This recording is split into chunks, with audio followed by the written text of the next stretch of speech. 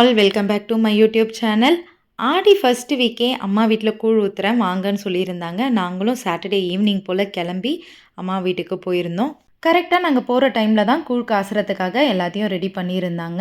எப்போவுமே செகண்ட் இல்லை third week தான் ஊற்றுவாங்க. அதுவும் முக்கியமாக ஆடி கிருத்திகைக்கு முன்னாடியே ஊற்றிடுவோம். ஏன்னா எங்கள் வீட்டில் காவடி எடுப்பாங்க. நெக்ஸ்ட் வீக் ஆடி கிருத்திகை வர்றதுனால இந்த வீக்கே கூழ் ஊற்றிடலான்னு சொன்னாங்க. நாங்களும் ஜாலியாக கிளம்பி போயிட்டோம். ஆடி மாதம் வந்துட்டாலே போதும் எல்லா ஊர்லேயுமே திருவிழா களைக்கட்டும். எங்கள் ஊர்லேயும் அதே மாதிரி தான். திரும்புகிற இடம்லாம் ரேடியோ செட்டும் வெடி வெடிக்கிறதும் அந்த மாதிரி சூப்பராக இருக்கும். மற்ற மாதத்தை விட இந்த மாதம் ரொம்பவே ஸ்பெஷல்னு சொல்லலாம். ஏன்னா ஆட்டோமேட்டிக்காக பக்தி மோடுக்கு போயிடுவோம். வீட்டுக்குள்ளே வந்ததும் அப்பா வந்து கீரையெல்லாம் க்ளீன் பண்ணிட்டு இருந்தாரு. அவர் கூடவே உட்காந்து நானும் க்ளீன் பண்ணிட்டு இருந்தேன். குட்டீஸ் வந்துட்டாலே நைட் எப்படியும் தூங்குறதுக்கு லேட் ஆகும், காலையில் எந்திரிக்கதும் லேட்டாக இருக்கும். அப்படின்றதுனால முடிஞ்ச அளவுக்கு முந்தின நாளே எல்லா வேலையுமே செஞ்சு வச்சிடலாம் அப்படின்ட்டு ரெடி பண்ணிட்டு இருந்தாங்க. அப்படியே அம்மா காஃபியும் போட்டு எடுத்துட்டு வந்துட்டாங்க. சூடாக குடிச்சிட்டு கீரையெல்லாம் க்ளீன் பண்ணி வச்சாச்சு. என் பாப்பா வந்ததும் அண்ணாவை பார்க்கணும் அப்படின்னு சொல்லிட்டு தங்கச்சி வீட்டுக்கு போயிட்டா. அண்ணன் தங்கச்சி பாசெல்லாம் ஒரு 10 மினிட்ஸ் வரைக்கும் தான். அதுக்கப்புறமா அடிச்சுக்க ஆரம்பிச்சிடுவாங்க. சரி ஓகே, அவள் இருந்தாலும் என்னை டிஸ்டர்ப் பண்ணுவா அப்படின்னு சொல்லிட்டு நானும் அனுப்பி விட்டுட்டேன். அவங்கள சமாதானப்படுத்துறதுக்குள்ளே நாங்கள் டயர்ட் ஆகிடுவோம். எங்கள் அம்மா அப்பா நாங்களே வேலை செஞ்சுக்கிறோம், உங்கள் குழந்தைங்கள மட்டும் நீங்கள் பார்த்துக்கோங்க, இந்த பஞ்சாயத்துக்கு நாங்கள் வரல அப்படின்னு சொல்லிடுவாங்க. ஒரு குட்டீஸ் இருந்தாலே சமாளிக்க முடியாது. இதில் கூட இன்னொன்று சேர்ந்துட்டா சொல்லவா வேணும். கீரையெல்லாம் க்ளீன் பண்ணி எடுத்து வச்சுட்டு அப்படியே வேப்பலை கட்டி எடுத்து வச்சிடலான்ட்டு கட்ட ஸ்டார்ட் பண்ணிட்டேன். நிலவாசலுக்கு உள்ளன்ட்டு நிறைய இடத்துல வைக்க வேண்டியது இருக்கும். அப்படின்றதுனால அதுக்கு ஏற்ற மாதிரி கட்டி எடுத்து வச்சுட்டேன். கூழுக்காக வச்சுருந்த ஒலை நல்லா காஞ்சிட்டு இருந்தது. ஸோ வாஷ் பண்ணி வச்சுருந்த அரிசி எல்லாமே போட்டுட்டாங்க.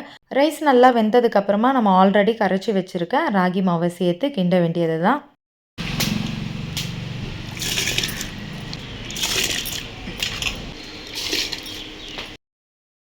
கூழ் காசும் போது கூட உட்காருவோம் பார்ப்பேன். ஆனால் இது வரைக்கும் நான் இந்த துடுப்பை வச்சு நான் கிண்டினது கிடையாது. ஃபர்ஸ்ட் டைம் நான் இந்த மாதிரி கிண்டினேன். ரொம்ப ஈஸியாக இருக்கும், கரண்டி மாதிரி தான் இருக்கும் அப்படின்ட்டு தான் நான் கிண்டினேன். பட் ஆனால் என்னால் முடியவே இல்லை. ரொம்ப டைட்டாகவும் ரொம்ப கஷ்டப்பட்டு கிண்டுற மாதிரி இருந்தது. இதுக்கு கூட கொஞ்சம் எக்ஸ்பீரியன்ஸ் இருக்கணும் போல். இது நமக்கு சரிப்பட்டு வராது அப்படின்ட்டு அம்மாக்கிட்டே விட்டாச்சு. கூழெல்லாம் ரெடி பண்ணி எடுத்து வச்சுட்டாங்க. நெக்ஸ்ட் டே மார்னிங் பார்க்கலாம். நெக்ஸ்ட் டே மார்னிங் 6 o'clock போல் எந்திரிச்சாச்சு. எந்திரிச்சதும் அந்த பேர்ட்ஸோட சவுண்டும் அந்த சுப்ரபாதம் சவுண்டும் கேட்கும்போது அவ்வளோ ப்ளசண்ட்டாக இருந்தது மைண்டுக்கு.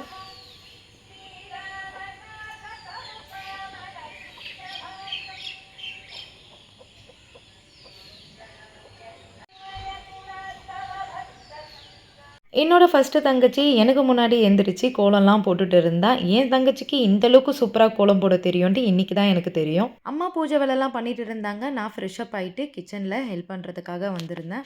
கூழ் ஊற்றுறதுக்கான மெயின் டிஷ்ஷு கருவாட்டு குழம்பு தான். சரி, அதுக்கு தேவையான வெஜிடபிள்ஸ்லாம் கட் பண்ணி வச்சிடலாம் அப்படின்ட்டு எடுத்து ரெடி பண்ணிட்டு இருந்தேன்.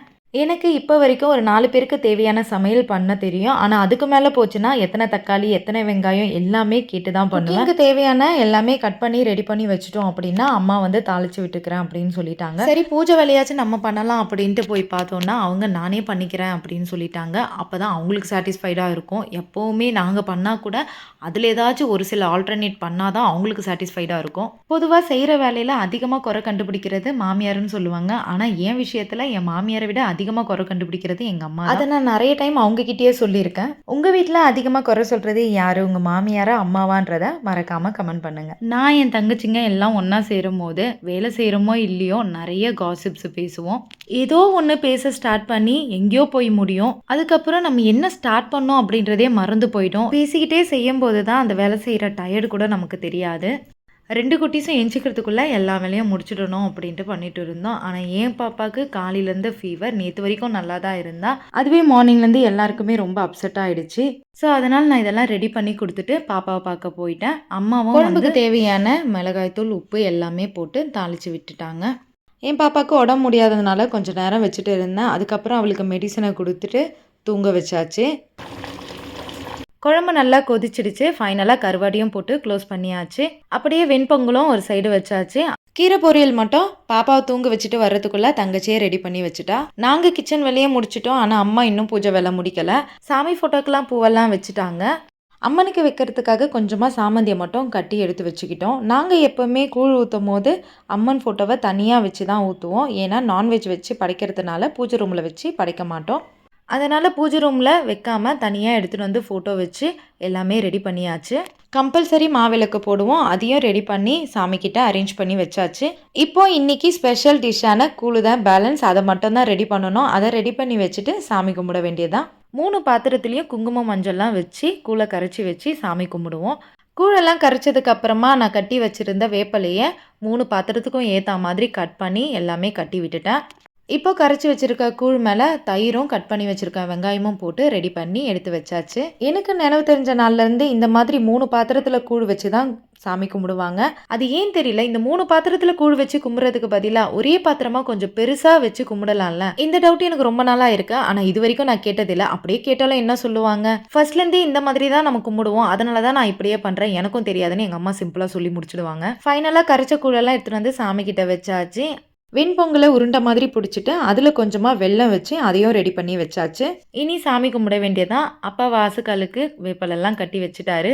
இவ்வளோ வேலை செய்கிற வரைக்கும் என் லாஸ்ட் தங்கச்சியை பார்த்துருக்கவே முடியாது. மேடம் நாங்கள் வந்துட்டோம் அப்படின்னாலே போதும், அவங்க ஃபுல் ரெஸ்ட்டில் இருப்பாங்க. நாங்களும் சின்ன வயசில் அப்படி தான். எங்கள் அக்காலாம் வீட்டுக்கு வந்துட்டாங்கன்னா அம்மா கூட உட்காந்து அவங்க வேலை செய்வாங்க, எங்களை கண்டுக்கவே மாட்டாங்க. ஸோ நாங்கள் ரொம்ப ஃப்ரீயாக இருப்போம். ஃபர்ஸ்டெல்லாம் வீக்கெண்டு வந்துட்டாலோ இல்லை ஏதாச்சும் ஃபெஸ்டிவல் டைம்லேயோ டிவிக்கு மார்னிங் ஆன் பண்ணோன்னா அதோட நைட்டு படுக்கிற வரைக்கும் அது ஓடிக்கிட்டே இருக்கும். புது புது மூவிஸ் ப்ரோக்ராம்ஸ் இதெல்லாம் போடுவாங்க, அதெல்லாம் பார்க்குறதுல டைம் போகிறதே தெரியாது. இப்போல்லாம் நான் டிவி ஆன் பண்ணி மூவிஸ் எல்லாம் பார்த்தே பல மாதம் ஆகுது. அம்மா வீட்டுக்கு போகும்போது அவங்கெல்லாம் பார்க்கும்போது அந்த கொஞ்சம் நேரம் தான் உட்காந்து பார்க்குறது. அதெல்லாம் நினைக்கும் போது லைஃப் எந்த அளவுக்கு நம்மளை மாற்றிருக்கு அப்படின்னு தான் நான் அடிக்கடிக்கு நினச்சிப்பேன். சாமி எல்லாம் கும்பிட்டுட்டு அப்படியே கூழ் ஊற்றியும் முடிச்சாச்சு. கூழ் ஊற்றும் போது அக்கம் பக்கம்லாம் கூப்பிட்டு அவங்களுக்கு கூழெல்லாம் கொடுத்து அனுப்பிடுவோம். அப்படியே நாங்களும் இன்றைக்கி பிரேக்ஃபாஸ்ட்டை கூழ் கருவாட்டு குழம்பு கீரையோட சூப்பராக சாப்பிட்டு முடிச்சிட்டோம். சாப்பிட்டு முடித்த உடனேயே லஞ்சை ப்ரிப்பேர் பண்ண ஸ்டார்ட் பண்ணிட்டோம். ஏன்னா கூழ் சாப்பிட்டதுனால சீக்கிரமாக பசிக்கும் அப்படின்னு சொல்லிட்டு கையோடு ப்ரிப்பேர் பண்ணிடலான்ட்டு எல்லாமே ரெடி பண்ணி வச்சாச்சு. இன்றைக்கி லஞ்சுக்கு சிக்கன் பிரியாணியும் சிக்கன் 65 தான் செய்ய போகிறோம். அதுக்கு தேவையான தக்காளி வெங்காயம் இஞ்சி பூண்டு பேஸ்ட் எல்லாமே ரெடி பண்ணி வச்சாச்சு. இப்போது சென்னையில் கண்டினியூஸாக 1 வீக்காக மழை பெஞ்சிட்டு இருந்தது. ஆனால் இன்றைக்கி அநியாயத்துக்கு வெயில் காயுது, உள்ளே இருக்கவே முடியல, அவ்வளோ வெக்கையாக இருந்தது. சரி வெளியவே வச்சு காத்தோட்டமாக சமைச்சிடலான்ட்டு கிச்சனை வெளியவே கொண்டு வந்து வச்சாச்சு. இது வரைக்கும் நான் குக்கரில் தான் செஞ்சுருக்கேன், இந்த மாதிரி தனியாக பாத்திரத்தில் செஞ்சதே கிடையாது, இதான் ஃபர்ஸ்ட் டைம். என் ஹஸ்பண்ட் செய்யும்போது பார்த்துருக்கேன், அவர் கிரேவி மாதிரி ப்ரிப்பேர் பண்ணிவிட்டு அதுக்கப்புறமா தனியாக ரைஸை வடித்து இதில் கொட்டி வச்சு டம் போடுவார். அந்த மாதிரி தான் நான் பார்த்துருக்கேன். இதுலேயே நான் தண்ணி மெஷர்மெண்ட்டை வச்சு இதுதான் ஃபஸ்ட் டைம் ட்ரை பண்ணியிருந்தேன். நிஜமாவே சூப்பராக வந்திருந்தது. இதுக்கு ஒரே ஒரு டிப்ஸு சொல்கிறேன். தண்ணி மெஷர்மெண்ட்டுக்கு 1 கிலோ அரிசிக்கு 1 லிட்டர் 200 ml தண்ணி வைங்க. இது கரெக்டாக இருக்கும். நீங்கள் ட்ரை பண்ணி பார்த்துட்டு எப்படி இருக்குன்றதை மறக்காமல் கமெண்ட் பண்ணுங்கள். பிரியாணி நிறைய பேர் சொதப்புறது ஒரே விஷயம் தண்ணியில் தான். அதை மட்டும் நம்ம கரெக்டாக வச்சுட்டாலே போதும். உப்பு காரம் மட்டும் நம்ம டேஸ்ட் பண்ணும் போதே தெரியும், அதனால கூட குறைய நம்ம அட்ஜஸ்ட் பண்ணி சேர்த்துக்கலாம். ஆனால் தண்ணி அந்த மாதிரி கிடையாது, கரெக்டாக இருக்கணும். ரைஸை போட்டதுக்கு அப்புறமா ஹை ஃப்ளேமில் வைக்காம மீடியம் ஃப்ளேம்லேயே ஒரு 20 மினிட்ஸ் டம் போட்டு வச்சுடுங்க. 20 மினிட்ஸ்க்கு அப்புறம் ஓப்பன் பண்ணி பார்த்தீங்கன்னா சூப்பரான பிரியாணி ரெடி ஆகிட்டு இருக்கும். ஃபர்ஸ்டெல்லாம் பிரியாணினாலே கடையில் தான் வாங்குவாங்க, அதுவும் அக்கேஷனலாக தான் வீட்டில் செய்வோம். இப்போல்லாம் நினைக்கும் போதெல்லாம் பிரியாணி செஞ்சிடுறது.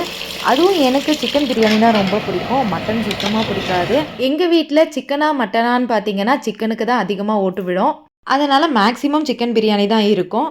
எல்லாரும் சொல்லுவாங்க சிக்கன் பிரியாணியை விட மட்டன் பிரியாணி தான் டேஸ்ட்டு சூப்பராக இருக்கும், ஒரு வாட்டி ட்ரை பண்ணு, குஸ்கா மட்டும் ட்ரை பண்ணுன்னு சொல்லுவாங்க. ஆனால் இது வரைக்கும் நான் ட்ரை பண்ணது கிடையாது. அது என்னமோ தெரியல, அந்த ஸ்மெல்லே எனக்கு பிடிக்க மாட்டேங்குது. பிரியாணியை ரெடி பண்ணி முடிச்சுட்டு அப்படியே சிக்கன் 65யும் மேரினேட் பண்ணி வச்சிடலான்ட்டு மசாலாலாம் போட ஸ்டார்ட் பண்ணியாச்சு. இந்த சிக்கன் 65க்கு இஞ்சி பூண்டு பேஸ்ட்டு கூடவே சிக்கன் 65 மசாலா. எப்போவுமே நான் வெறும் மிளகாத்தூள் தான் யூஸ் பண்ணுவேன்.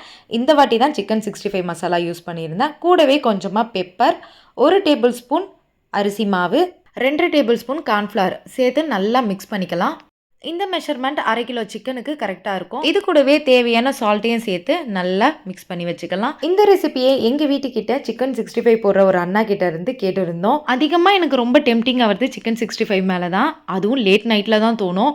அந்த டைமில் அந்த அண்ணா கிட்ட தான் போய் வாங்கிட்டு வருவோம். அந்த டேஸ்ட்டு எங்களுக்கு ரொம்ப பிடிச்சதுனால அவர்கிட்டயே ரெசிபியை கேட்டு இப்போ வரைக்கும் சிக்கன் 65 பண்ணால் இந்த மெத்தடில் தான் பண்ணுறது. ஃபைனலாக கஸ்தூரி மெத்தியும் லெமன் ஜூஸும் ஊற்றி மேரினேட் பண்ணி எடுத்து வச்சாச்சு. அதுக்குள்ளே சிக்கன் பிரியாணியும் ரெடி ஆகிடுச்சு. ஸ்டவ்வை ஆஃப் பண்ணிவிட்டு சைடெல்லாம் கிண்டி விட்டுட்டு ஒரு 10 மினிட்ஸ் அப்படியே டம் போட்டு எடுத்து வச்சாச்சு. இப்போது சிக்கன் 65 வறுத்துட்டு சாப்பிட வேண்டியது தான். நான் பிரியாணி இதெல்லாம் பார்த்துட்டு இருந்தேன். அதுக்குள்ளே அம்மா பொங்கலும் வச்சுட்டாங்க. சக்கரை பொங்கலும் வச்சு வெளியே சாமிக்கு படைப்போம், அதுவும் ரெடி ஆகிடுச்சு. அப்படியே நைட்டுக்கு ஃபிஷ் ஃப்ரையும் ஃபிஷ் குழம்பும் வைக்கிறதுக்காக ஃபிஷ்ஷை ஃபஸ்ட்டு மேரினேட் பண்ணி அம்மா எடுத்து வச்சுட்டாங்க. இந்த மாதிரி வெளியே நான்வெஜ்ஜை உட்காந்து சமைக்கும் போது எனக்கு பெரியபாளையம் ஃபீல் தான் வந்தது.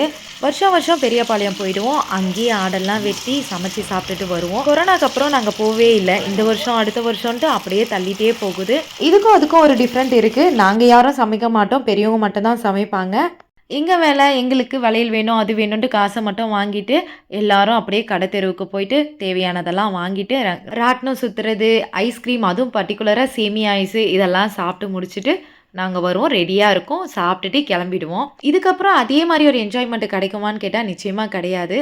அந்தந்த ஸ்டேஜில் அந்தந்த என்ஜாய்மெண்ட்டை என்ஜாய் பண்ணிகிட்டே போயிடணும். ஃபைனலாக எல்லாருமே பிரியாணி சூப்பராக இருக்குன்னு சொன்னாங்க. ரொம்பவே ஹாப்பி ஆயிடுச்சு. எப்போவுமே நம்ம செய்கிறத சாப்பிட்டு பார்த்துட்டு அது நல்லா இருக்குன்னு சொல்லும் போது அதுக்கு வர சந்தோஷமே தனி தான். ஆஃப்டர்நூன் லஞ்சை சாப்பிட்டு முடிச்சுட்டு கொஞ்ச நேரம் ரெஸ்ட் எடுத்து வரலான்ட்டு போய் படுத்தது தான் 5:30 ஆயிடுச்சு.